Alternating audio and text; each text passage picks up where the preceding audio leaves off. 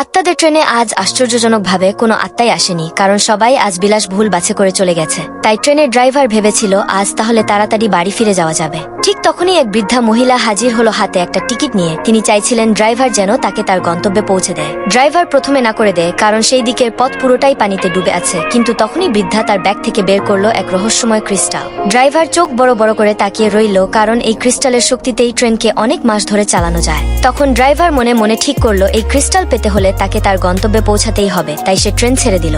কিন্তু একটা ব্রিজ পার হওয়ার পরই হঠাৎ ট্রেন থেমে গেল, কারণ সামনের পথ পানিতে পুরোপুরি ডুবে গেছে। ড্রাইভার তখন বৃদ্ধাকে নামতে বলল, কিন্তু বৃদ্ধা ইশারা করলো বোর্ডের দিকে, ডান দিক দিয়ে যাওয়া যাবে।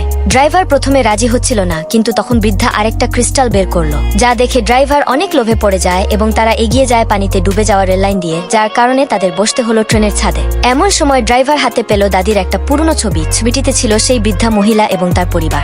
আসলে বৃদ্ধা মহিলা ফিরে যেতে চাচ্ছিল সেই জায়গায় যেখান থেকে তার এই ছবিটা তোলা হয়েছিল। কিছুক্ষণ পর ট্রেন পৌঁছে গেল একটি সুড়ঙ্গের কাছে, কিন্তু দুঃখের বিষয়ে সুড়ঙ্গটা ধসে পড়েছে। তাই এবার ট্রেন মোটেও সামনে এগোতেই পারবে না। তখন ড্রাইভার বুদ্ধি করে একটা মাইন কাটে করে বৃদ্ধা দাদিকে সুড়ঙ্গের ওপারে নিয়ে যায়। অবশেষে তারা পৌঁছে গেল গন্তব্যে। সেটা ছিল সেই জায়গা যেখানে দাদি তার পরিবারকে শেষবারের মতো রেখে গিয়েছিল।